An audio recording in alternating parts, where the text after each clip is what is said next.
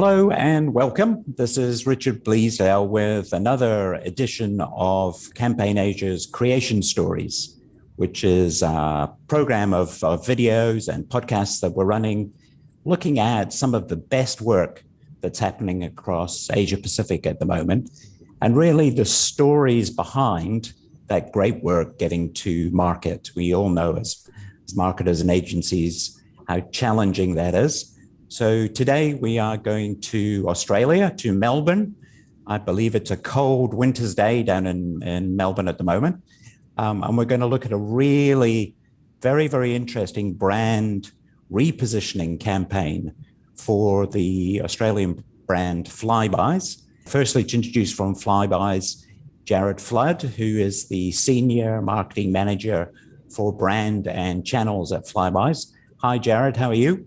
Hi, Richard. Thanks for having us today. Not at all. And joining Jarrod from their agency partner, CHE Proximity, is Jamie Herman, who is Senior Account Director on the Flybuys account. Hi, Jamie. How are you? Hey, Richard. Fantastic. Thank you. Thanks for having us. Not at all. So as I said, we're going to be looking at a very, very interesting brand repositioning campaign from Flybuys. And to do that, we'll start by showing the launch video for the campaign. Just for any of our listeners who are listening to this as an audio podcast, if you'd like to go to Campaign Asia/Creation Stories, you can watch the video in full there. And that's also where we house all of our episodes for Creation Stories. So it's a fantastic source to get more information on the campaigns. So anyway, I'm going to start by showing the video. I'll just switch screens and we'll have a little look. Okay. Sure. I will. Yeah. Okay. Yeah. I'll see you soon.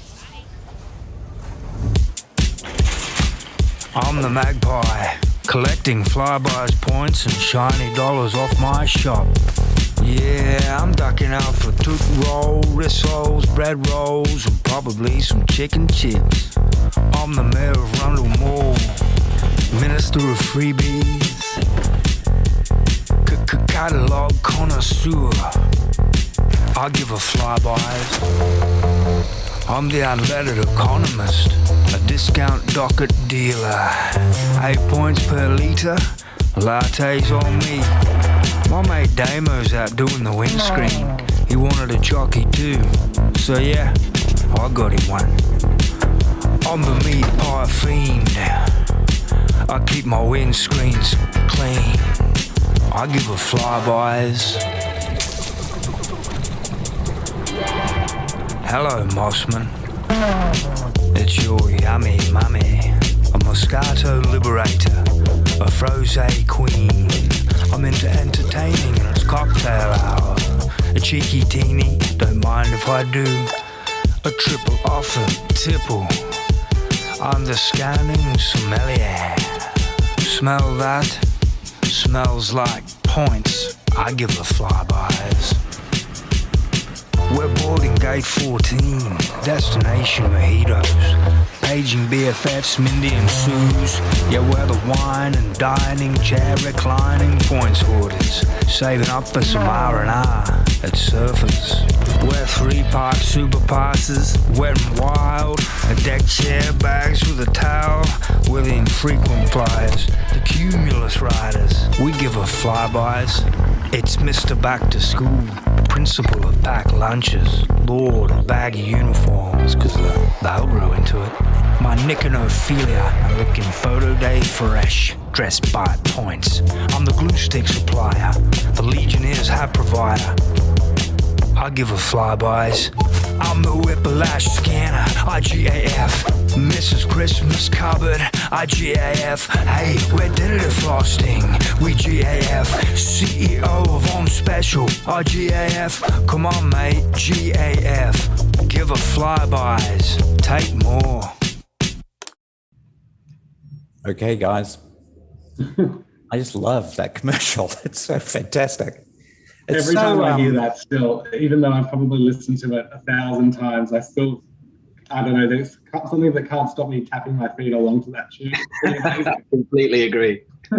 It's so, I hope this is okay for me to say, quintessentially Australian. It's just got so much insight in it that it's so wonderful. So yeah, we were very lucky. We were very lucky throughout the entire process that, and it may have had something to do that we were kind of going through the middle of the pandemic, and Australian artists and talent were kind of struggling for work at the time, but we landed on such amazing talent, both in our cast of talent, but also in our VO. Blake Scott, who was the VO artist on the track, was just incredible to work with. A Melbourne-based artist who's in a kind of an indie band here, and we're really lucky that we landed him when we did. Yeah, no, well, we'll get into that later because I'm really keen to talk about the execution because it is so precise. It really is done well. But maybe if we could start the conversation, Jarrod, if I start with you. I mean, I'm sort of quite familiar with Flybuys as a brand. It's been around for quite a long time. But maybe you could give us just to paint a bit of a picture of the business and marketing challenge that Flybuys was facing. Yeah, so Flybuys has been around in Australia for 25 years this year. And we are Australia's favourite and most loved loyalty program. And we're really proud of that. We've been in Australian households, as I said, 25 years. And we're really that quintessential shopping item. When you go to the supermarket and you pull out your card, you're always swiping at the checkout. What we had found, though, over the last couple of years is that there was a bit of zombie swiping, as we call it, going on at the checkout. People were swiping their card at the checkout, but they weren't really thinking about what it was doing or how it was relevant to their lives. Mm-hmm. So we had a bit of a look back at ourselves over the last couple of years, and really, when we cast our mind back, we weren't truly above the line in the Australian market until or since 2012, where we partnered with Velocity, which is the frequent flyer program for Virgin Airlines in Australia. Okay. And that's when we were truly last above the line, where we had Dawn French as our ambassador. For many Australians, Dawn really didn't resonate with them. We were partnered with Coles at the time. Dawn had done some work with Coles, and it seemed like the right thing to do. The campaign was a success. We had a great partnership with Velocity. We still do today. But that was really the last time we were out truly above the line. Since then, Flybuys has kind of evolved. We were intrinsically always part of the Coles supermarket business, but with Wesfarmers owning part of Coles and the separation from Coles from Wesfarmers, there was a decision to be made between Coles and Wes on what would happen to the Flybuys business, given that we hold such vast amounts of consumer data. So the decision was made that we would become a joint venture between Coles and Wes, and that was in 2018. 2018. Cool. It was at that point that we really decided that as a joint venture between those two businesses, that we needed to step away from the Coles creative agency and go out to market for an agency that would suit our business creatively, but also suit our business from a data-led perspective. I mean, at the very root of cause of what Flybuys is that we are a data-led business. We're a digital agency, and we needed to partner with an agency that helped us kind of thrive and unpick some of those things that maybe we had kind of lent too much on our kind of traditional supermarket-led agencies in the past. So that was in July of 2019. Which really kind of formed part of this relationship between CHE Proximity and Flybuys. They obviously won that pitch, and from there we built out a really robust segmentation study, and then went on to inform our brand repositioning. So this work was in essence the outcome of a new partnership. Absolutely. So as part of CHEP's response to our brief for the RFP or for the pitch, they responded with the GAF, the Give a Flybuys campaign. Often what happens with these agency pitches is you see the pitch and it never really sees the light of day again. There was such love for the response that we thought that we can't just leave this in the dark. We need everyone to see this. And that's where we landed. Okay, so you were in a pitch situation. You were going to market to find a new agency. You were thinking, obviously, quite carefully about how you need to reposition the brand.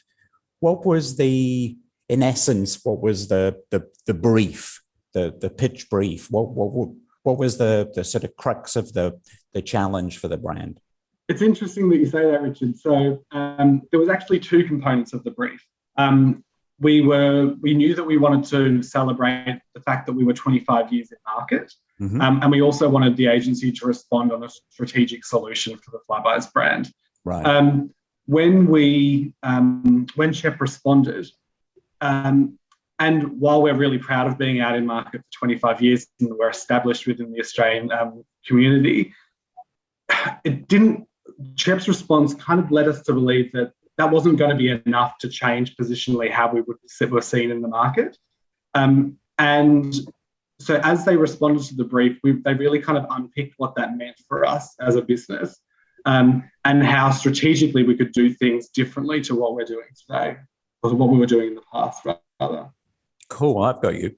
So if we then take that on to the agency and Jamie, you were being asked to pitch for a household brand, a household name in the Australian market.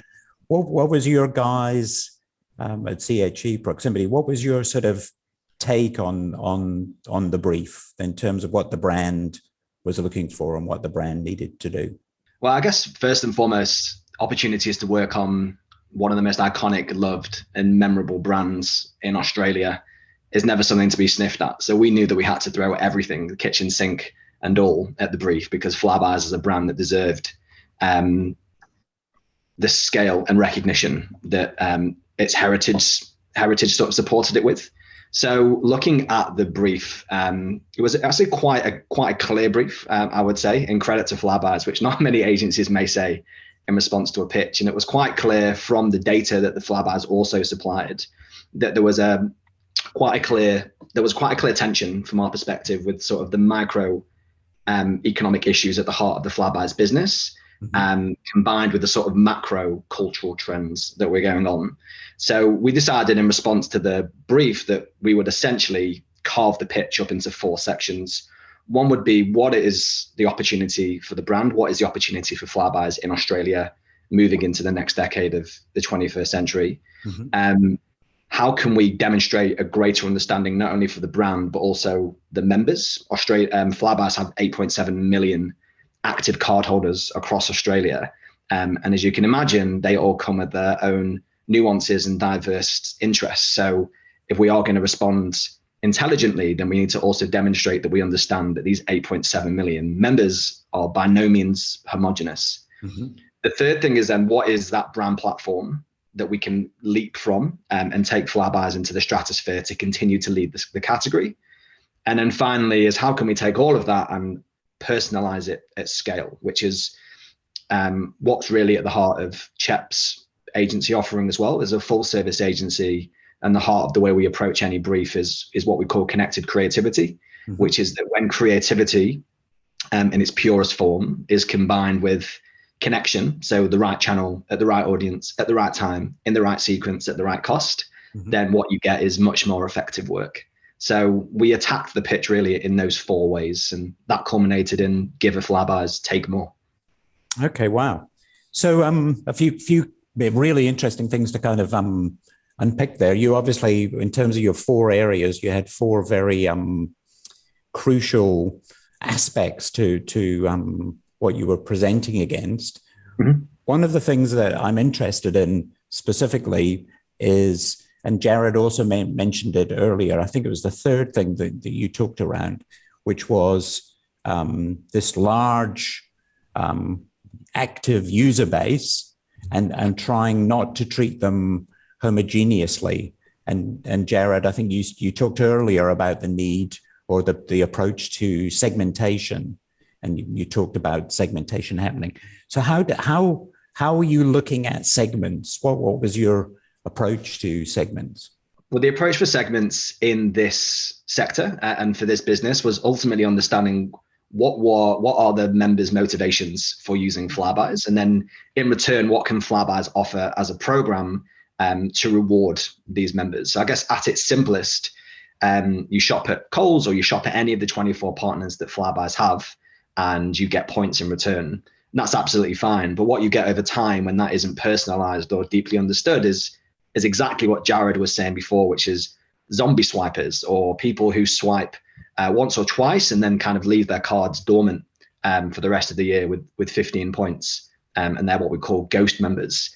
So using a lot of internal tools, leaning on CHEP research and CHEP data, and a specific tool we have in-house for researching for members, we carved the 8.7 million members and future members into 5 key personas. And without, I guess we could kind of do a podcast specifically on the segmentation. Yeah. But at its simplest, these 5 personas inform the brief, and they also inform the eventual music video that we just watched. You'll notice that there are 5 key characters in there. Each one represents one of those personas that range from our most engaged active persona. So these are people who are absolutely loyalists to Flybuys, completely understand how it works. They use the card, they use the app, every single digital and physical touch point that we've got. And with that, we know how to tailor our messaging to those really engaged members, right down to the other end, which are sort of our non-members or newer, younger millennial members who, rather than deeply understanding and feeling loyal to the program, actually want something completely different. They need to be convinced. They need to feel rewarded. They need to feel understood. They need instant gratification.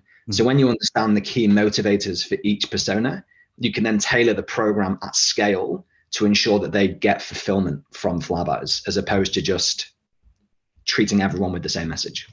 Cool, I've got you. So there's an which comes through very clearly in the launch commercial. There are kind of 5 magical personas, and I'm sure a lot of consumers can kind of see themselves in one or potentially more of those. So I love that from a insight perspective in terms of how you're thinking about talking to the different segments. Jamie, how did you go from that to this idea of give a Flybuys? How did that happen? Yeah, it's a great question because it seems like quite a quantum leap at this stage. It was a two-part process. One was sort of referencing what I mentioned before, was getting really to the heart of what was the commercial problem that Flybuys were facing. And despite being number 1 loyalty program in Australia, despite being top for prompted and unprompted awareness, Flybuys had what we called a relevancy issue.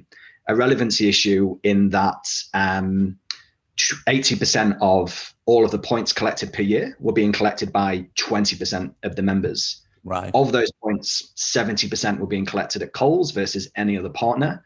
And 2/3 of all those members hadn't even redeemed their points in the last year. Redeeming in this context meaning converting points for rewards, whether that's money off your shop or whether it's something from the reward store or things we call Flybuys dollars. But that aside, so what it demonstrated was that a lot of people knew about Flybuys in Australia, but a majority weren't actually using it to its full potential, which doesn't help Flybuys' commercial performance. So we said at the heart of the business is there's not an awareness issue, there's a relevancy issue. So sort of park that for a moment. And then you overlay what we call the macro trends, which is what's actually happening in culture with customers. And we diagnose the issue that's happening culturally as what's called Australia had become a society of sacrifice. 65% of Australians, almost 2/3, had admitted through research and data that they'd sacrificed something in the last year just to pay a household bill. So sacrifice in this context means foregoing a holiday, not turning the heating on in the winter, sometimes even not buying fruit and veg. So over time, this sort of proliferation post the great financial crash, Australians had to become smarter and savvier with their shopping. And I'm sure this is representative of the Western world really, but specifically in Australia, we were focusing on.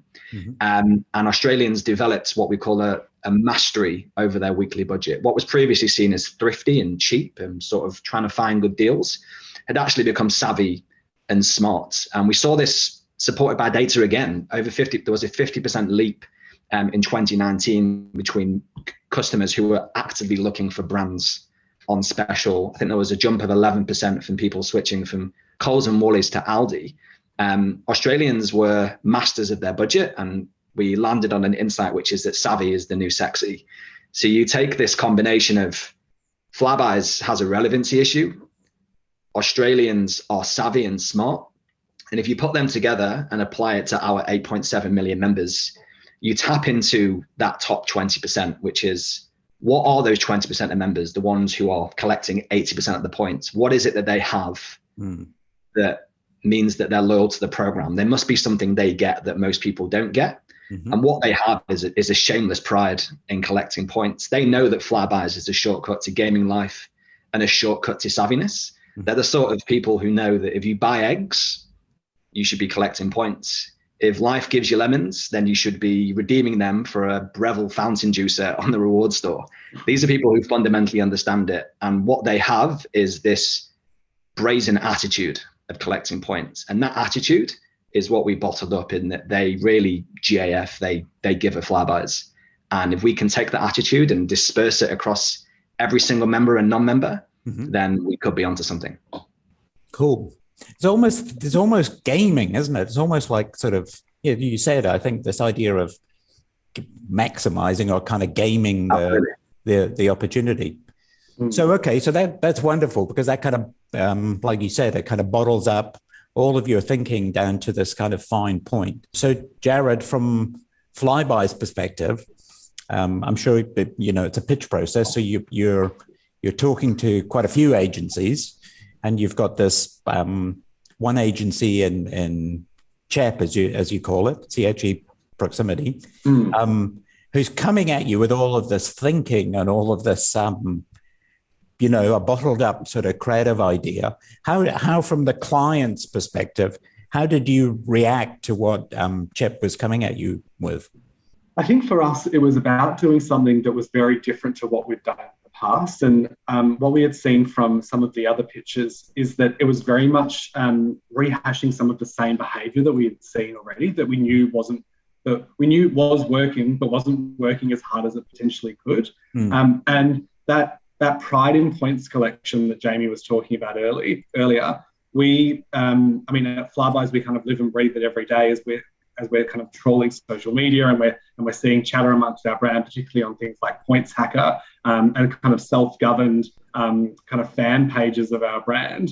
And that we knew that there was something there that we could tap into. And when we saw the GAF concept come through, being able to showcase our members and putting them at the forefront and almost creating ambassadors within our own brand that already are living that behaviour, ambassadors that we already knew kind of live and breathe and show that sentiment amongst their friends and colleagues and family. It was almost a bit of a no-brainer for us that pride in points collection, that attitude that CHEP put forward was something that we were already seeing in some of our independent channels anyway. And we just needed a platform in which to elevate that on. Cool, I've got you. And how was it, if I can ask Jamie just quickly, how was it presented to the clients? How did you actually present it? I would say the pitch was presented in a very traditional, normal way. Right. We only really started getting abnormal and a bit more funky once we landed on the creative execution post-pitch. Okay. Maybe take us into that sort of process. Absolutely. Well, the attitudes that we landed on that was loved by Flybuys, the creative challenge was an incredibly fascinating one, which is how do you execute that attitude and really convey it in a way where people watching it, and as you mentioned before, Richard, can see themselves in it and can also feel the sort of the brazen attitude at the heart of it, that this is something that's like raw and edgy and bold, not just another campaign gimmick. So we turned the attitude into an anthem, and it was our process. And that anthem was set to an original track that we composed. It was written with original lyrics that we wrote, that was our VO. And then taking that 3-minute music video, we knew that if we had this master asset that would live sort of organically on social channels and then be basically sliced and diced into millions of different formats that could be personalized at scale. The 3-minute music video and the associated cut downs were what we then had to present for months and months afterwards, because we initially presented it to Jarrod. We were like, hey, Jarrod, we're your new agency. Here's our approach. We presented it to Jarrod. I think it was the second week of lockdown in Australia, and it was loved. And in order to present a 3-minute music video, we had our senior copywriter from CHEP at the time, who was a huge driver behind the script and all of the lyrics. She came along to every single meeting. We turned to her and she would put some beats on in the background and she would perform the entire script. That was for Jarrod. That was then for the chief customer officer. It was then for the CEO. We then went around all the partners to Coles Express, Kmart, and every time we had an agenda item for our copywriter to perform a rap. So that in itself is probably something I'll never experience again. Yeah, no. It's how was that from a client perspective, Jarrod? It was pretty amazing to be able to, and keep in mind as well that CHEP won the pitch in June or July of 2019, and we didn't put this out into market until February of 2021. So it was quite a long process to get from almost kind of 18 months of us socializing this, finessing it. When you think about our program and we've got a coalition of 25 partners, and having to get their endorsement, seek board approval, being a joint venture between two quite large businesses. It was a long process, but having the CHEP team and Soph, our copywriter, perform that every time we went through that process, everyone was just as blown away as I was when I was being presented, just kind of when it was just me on the other end of receiving that pretty amazing pitch. And it just really shows that power of kind of lyrical and music combined, and how that really it does something different to your internal psyche when you hear that portrayed in such a pretty unique and iconic way. Yeah, but really brilliant point. I'll come back to that in a second.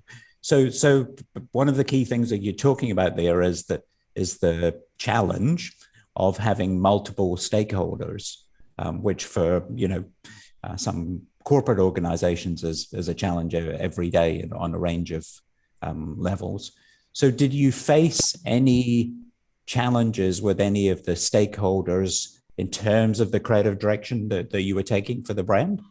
I think, look, it's pretty unique and it's pretty different to what we've done in the past as well. When we approached this challenge, we knew that our biggest challenge in terms of our membership was in that millennial bracket, so that 18 to 29 demographic, and that we knew that if we were going to be successful as part of this brand repositioning, is that we needed to widen the funnel amongst those demographics and make sure that we're capturing them as part of our acquisition strategy, which we've started to see some brilliant results already.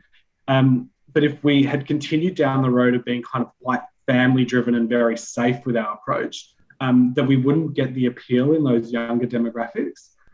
So with that in mind, we went to our board and our partners, and we were kind of very honest with them and said, this is what we're setting out to do. This is the challenge that you've set for us in terms of our KPIs.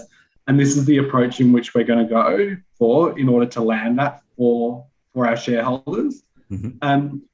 And while there was, because keep in mind we're partnered with one of Australia's largest supermarkets in Coles, and Wesfarmers being a pretty conservative business in themselves.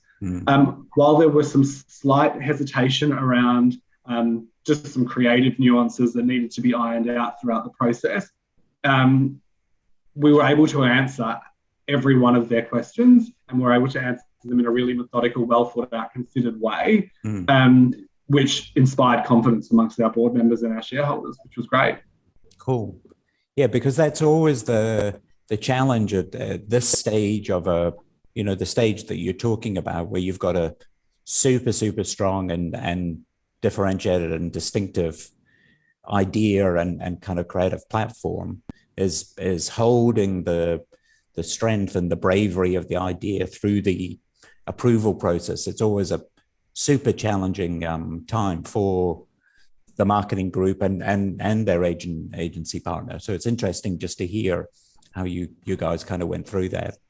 Yeah, it almost felt like we were the agency pitching out to the clients when we were going around sharing that. I definitely had a bit of a glimpse into what Jamie's world must be like. It's I can understand. So if we then just track on to the next stage, which is around, this really, really strong idea and platform being brought to life into execution. And as you said, it was a very long gestation period, and a large majority of that gestation period was around COVID, which in itself throws massive challenges into production. Maybe Jamie, if I could maybe just ask you to talk a little bit about the process of going from almost kind of approved script and storyboard to the finished product. How did that process kind of map out? It mapped out entirely remotely, is the simplest way to respond. The entire process of pre-production was leading up to essentially looking to shoot in November 2020, looking to then launch ahead then in February 2021. So the entire process of pre-production, so from appointing our incredible director called Sanjay De Silva, we set about going on quite a linear path to how to create a music video, which I must confess, I haven't made many in my time. First is script approved. We need to create the track. And I think there was one moment in this entire pre-production process that I could never even explain my gratitude for Jarrod for his patience and diligence, was trying to review a music track without any lyrics remotely over Microsoft Teams during lockdown and come back to us with very clear feedback was immense. I don't think there are many clients who could do that. And that really helped set the tone and the pace for everything else. Because once that track was nailed, and I'm sure Jarrod would agree, everything else very naturally fell into place. We knew the attitude we were trying to convey in our voiceover. So when we presented our two options, Blake Scott was quite an obvious choice. He had that quintessentially Aussiness in his voice, both in terms of his accent, but also in terms of that sort of Melbourne grunge, which is the attitude. We didn't want it to become a rap that would become a bit gimmicky. It was sort of the closest thing we could find to British punk in Australia, which is something that not many brands have done. Mm-hmm. Once that was done, it was then a case of finding all of our locations for all of our 5 members. The trickiest of which was, you may recall from the ads, there is a scene where Mindy and Suze, who are our 2 younger millennials, who are about to board gate 14 rather, Destination Mojitos, during a major pandemic, of which our top secret was, where can we find in Melbourne that looks like an airport? To which we found Parliament Station, which is one of the major train stations in central Melbourne, yep. Using an incredibly steep escalator to make it look like an airport. So trying to scout for locations remotely is hard enough. But then on top of that, there was a 5-kilometer radius implemented by the Victorian government during COVID. So that also meant that there were certain locations we couldn't scout on certain days because our location scout lived more than 5 kilometers away. But in the end, by the time we got to production, restrictions had lifted, and it was a very close run thing. I think a week before, Jarrod and I were texting because I think the Premier in Victoria had announced that outdoor photography was allowed, but you weren't allowed indoors. And we were like, does this class as outdoor photography? If this doesn't, I don't know what does. So we had our track recorded, our location scouted, casting all done, and then a 3-day shoot across Melbourne, ranging from outdoor to indoor, which thankfully, majority of the COVID restrictions had been lifted. Wonderful. And the shoot itself, how long was the shoot? It was a 3-day shoot. 3 days. Some crazy hours. The crescendo of which was a 10 p.m. until 5 a.m. shoot in Coles Williamstown in Melbourne, where we shot the opening scene. We couldn't get access to the entire supermarket, understandably, until it was closed, because otherwise customers would be in the way of the shot. So we bumped into Coles Williamstown at 10 p.m. and shot until 4 a.m. And that was a wrap. Everyone was in great spirits and probably a bit overtired. It was also quite a warm day. And Jarrod, were you along for the shoot? Did you get the chance to attend? Yeah, and so that was one of the challenges that we faced kind of going into this, is that restrictions were only really eased a week out from the shoot date, and we were pretty passionate about wanting to be on set on the day to make sure that we were really capturing the essence of that attitude and doing the right thing by our brand. And so we had some pretty long conversations with the agency around who needed to be on set. And I mean, as you can imagine, those production of that size, there's a lot of production on set, a lot of crew on set. Sure. And generally we would have invited our CEO along and things like that. None of that could happen in the environment that we were shooting in. So I was on set for every one of the scenes except for Coles Express, where we had some additional challenges around safety. So as you can imagine, bumping into a petrol station with such a huge crew, with cranes and all of the like that was happening, as well as having to navigate traffic. That was the only scene where we had one creative director on set and everyone else, except for crew, were monitoring everything remotely. Right. So okay. We set up a bit of a war room at Flybuys HQ, and we ordered some pizza and we watched the scene get recorded. Fantastic. That's certainly the way to build partnerships, if nothing else, I guess. So you said that the campaign launched in February of this year. So it's been live, I guess, for about 4 months now, 3.5 months maybe. Do you have, and I'm not, asking for numbers or anything like that, but do you have a sort of flavor at this stage on how it's being accepted? Yeah, so the initial pulse check that we're seeing in our brand tracker is that the younger demographics that we were targeting as part of this campaign are starting to increase their redemption rates as well as their acquisition numbers as well. So we're seeing positive results amongst the younger demographics. In terms of verbatim, we are seeing a little bit of not concern, but maybe hesitation amongst some of our older members, so our kind of heritage members. But what we asked, so while they do feel like that maybe the campaign doesn't align exactly with where they thought our brand was, their behaviour isn't changing. So, which is, I mean, the positive thing that we want to see out of that is that while they may take a little bit longer to adjust to a new look and feel of a brand that they've kind of known and loved for 25 years, they're still not willing to compromise on what they're getting out of the program at the end of the day as well. And we're hoping that as we kind of continue to monitor this, and we have a brilliant PR campaign that's about to launch in a couple of weeks, I think we'll see that the relevancy that we're showcasing as part of our brand repositioning far outweighs people's kind of initial hesitation towards a very different look and feel. It's always really, really, and maybe you guys want to comment on it as well. It's always really interesting in projects like this where to a certain extent, a family or slightly older skewed brand has got to find a way to get to a younger market, and that sort of challenge of how stretchy a brand can be, and what are the components of the brand that enable it to remain true to itself, but how can it find a way of talking to a new young audience? It's always a fascinating sort of project to go through. Is that something that you've seen a little bit at your end? Yeah, absolutely. I think, it's always going to be a bit scary, isn't it, when you're doing something so drastic? I think you need to go with your gut. You need to kind of have confidence in the work that you're doing and kind of trust your instinct that if it feels right, put your best foot forward, because it's the only real way that you're going to be able to test it properly is with that level of confidence. Jamie, any thoughts on that?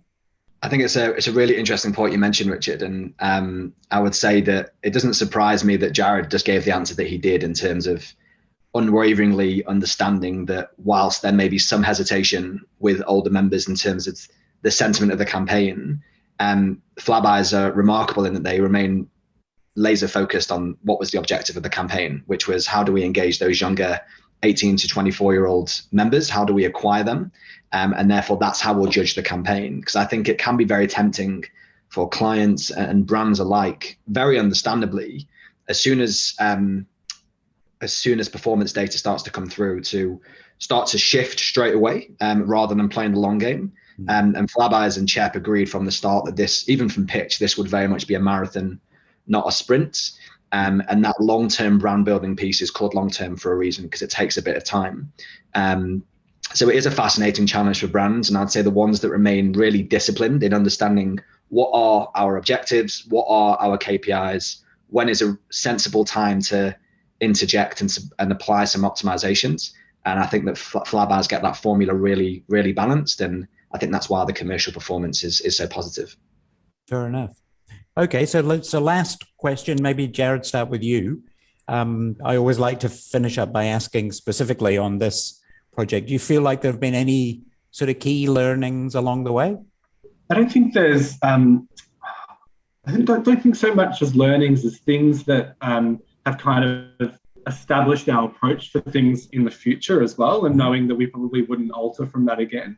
I think the relationship that we have with our agencies and the way that I kind of always approach our agency-client relationships is that it never should feel like a traditional agency-client relationship. When you're going at these things and you're investing so much money, you need to really make sure that both your client and the agency, or the client and the agency, are feeling like one team, and that you're going at it towards one goal. And that's what I think really shaped the way that we approached this entire campaign, was the way that Jamie and I never felt like we were working on different sides of the fence. We were kind of in the front seat together. And it was very much kind of, we're in it all for one and one for all. So I think making sure that if we were to do this type of work again, is that it very much has to feel like a very symbiotic kind of process, and making sure that, we're kind of in it together. Cool.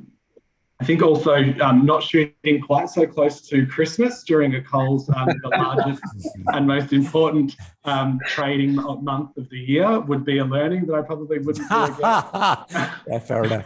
I really get that. Maybe try to avoid a pandemic. That might help as well. No choice. Jamie, anything from the agency's end? Absolutely. I definitely echo everything that Jarrod just said. Another extension of the partnership we've established that led to this campaign. I would say that learnings, in probably a very positive sense, is that it doesn't always have to be a what went wrong, what would you do differently in the future. There were certain things that happened in this campaign, in this project, in this partnership we have between Chep and Flybuys that I will definitely take as a learning for throughout my entire career, which is that at the heart of all of this, the heart of any relationship and partnership is trust. I fundamentally believe that. And sometimes it can be glossed over or can be a bit half-hearted. But I think throughout this entire process, Flybuys and Chep, and specifically Jarrod and I, knew that we completely trusted each other with our lives during this. I had Flybuys' best interest at heart at all time, and Jarrod had the creative integrity and the strategic integrity of the campaign at the center at all times. So I'd say that in a positive sense, what went well was that the trust led us through, because there's one thing we all know from these campaigns, and anyone listening to this will know in advertising, is that change is inevitable, roadblocks are inevitable, problems are going to happen, and the fundamental unwavering trust between an agency and a client will oversee any hurdle. Like, I fundamentally believe that. And I would say probably another useful learning as well, in addition to that positive one, is making sure that agencies and clients never underestimate, not that we did, but never underestimate the shared priorities that partners can have. For huge brands like Flybuys that operate in a category with 24 partners, of which one of them is Coles, which is just humongous, an absolute monolith in Australia, is making sure that whilst the Flybuys campaign is at its heart, is the way it's presented and managed with those stakeholders, that their priorities are also managed and respected, not made to feel like they're problems. And Jarrod did that expertly, and I think was a huge contributor to this getting approved so seamlessly. Wonderful. Okay, well, we're just about done, guys. I really like to thank you for taking the time to go through this session with me and talk about the campaign and the wonderful journey of bringing it to life. It's a pleasure to get the chance to chat. And it really is an genuinely outstanding piece of strategic and creative thinking from both parties, which is really nice to hear. And I'm sure at a brand level, it's going to do fantastic things for the Flybuys brand in Australia. So thank you to you both very much. We really appreciate your time on Creation Stories, and we look forward to our viewers tuning in and listening on podcast to many more episodes, which are coming to you very soon. So thanks very much, guys. Thanks, Richard. A sincere pleasure. Thank you. Thank you.